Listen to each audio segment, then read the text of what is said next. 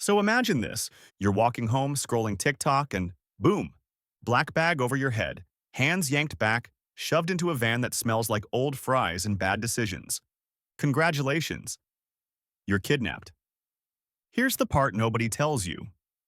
You can actually increase your odds of surviving this. Not with movie foo, with your brain.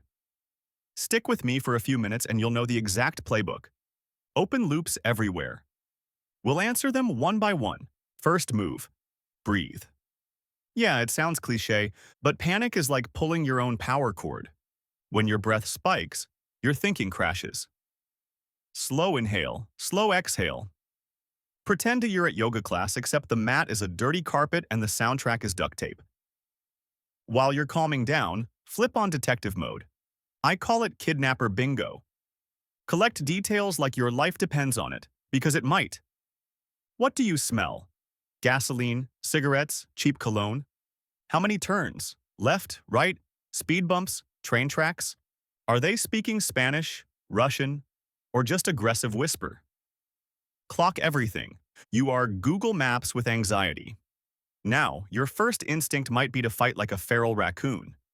Sometimes that works, if it's one unprepared idiot. But if you're already bound in the back of a van, odds are they've done this before. Going wild gets you hurt, so we choose our battles.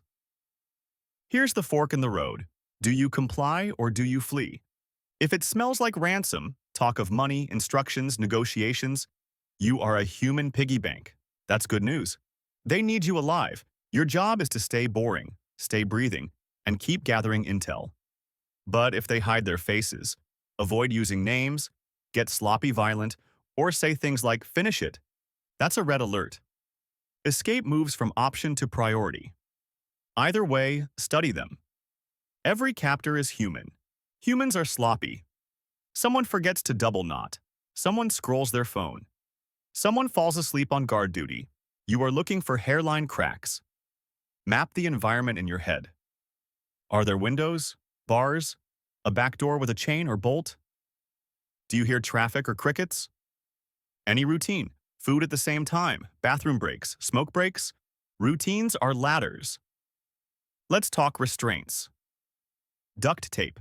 Twist your wrist to build slack, then rip apart with explosive force. Elbows out, then slam in. Zip ties.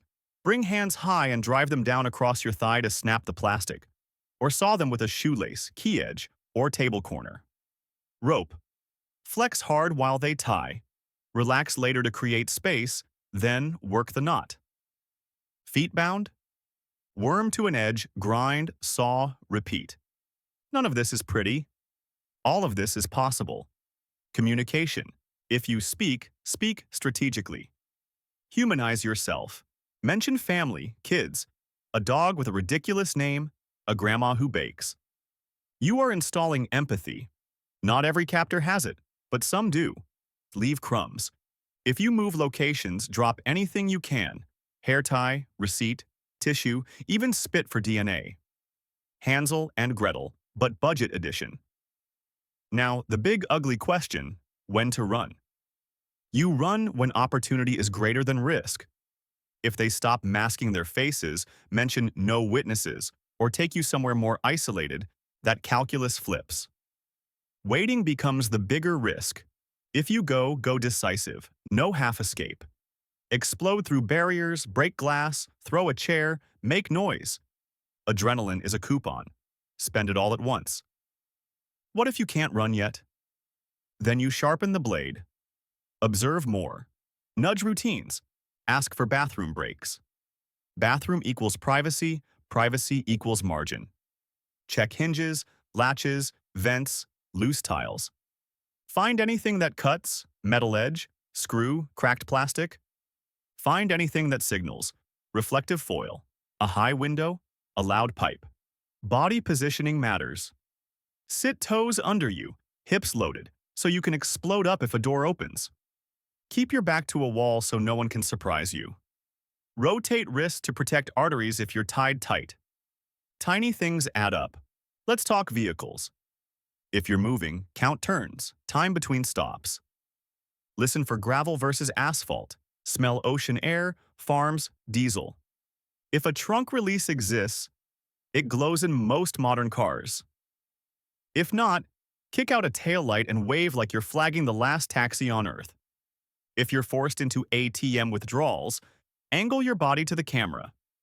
Leave visual codes, exaggerated nods, repeated blinks, hands positioned to show ties if possible. Anything that says, this is not normal. If you're gagged, breathe through your nose and keep calm. Panic equals blackout.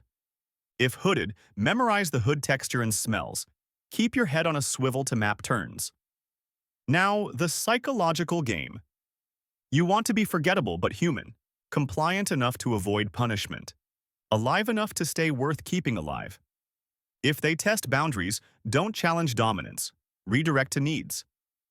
I need water. My wrists are bleeding. I'll be easier to move if I can breathe.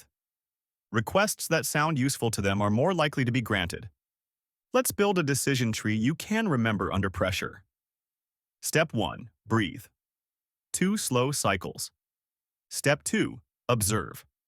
Smells, turns, voices, numbers, surfaces. Step 3. Classify motive. Ransom vibes. Comply and collect intel. No ransom vibes. Prioritize escape. Step 4. Probe for cracks. Routines, sloppy guards, bathroom breaks, food moments. Step 5. Prepare tools. Edges, cords, shoelace saw, window lines, door locks. Step 6. Commit when the window opens. Explosive action, noise, light, distance.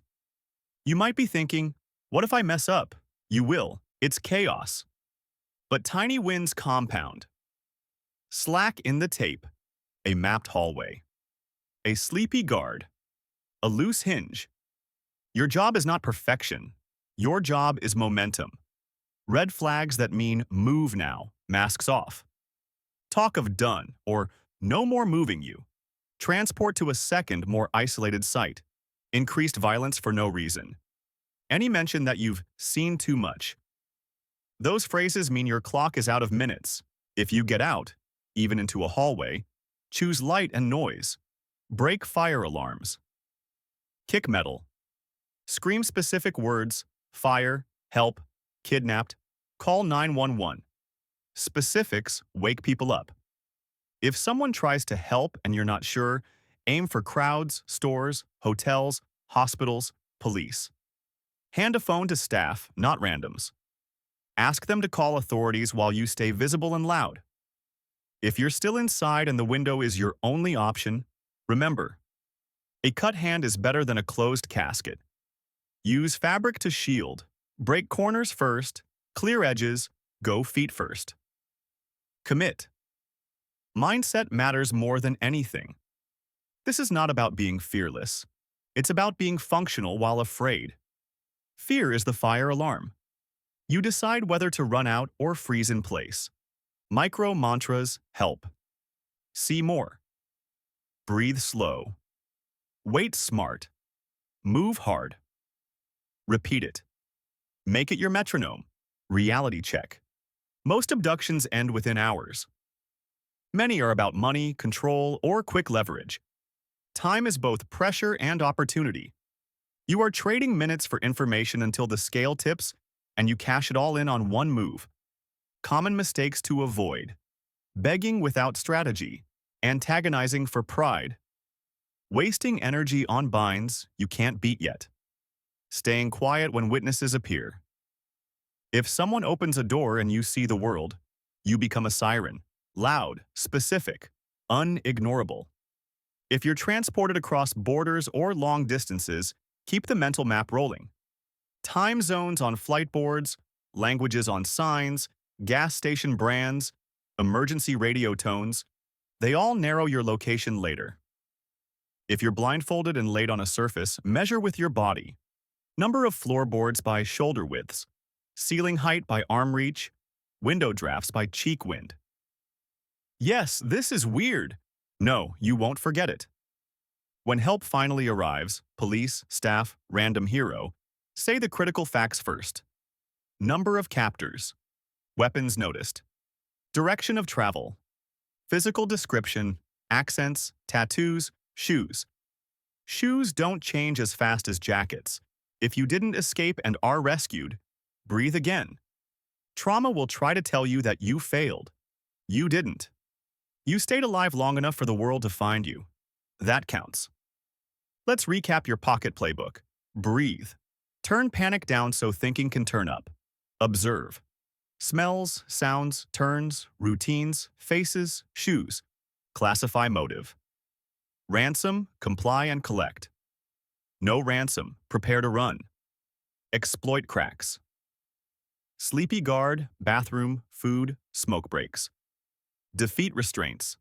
Tape rip, zip tie snap, rope slack. Commit hard.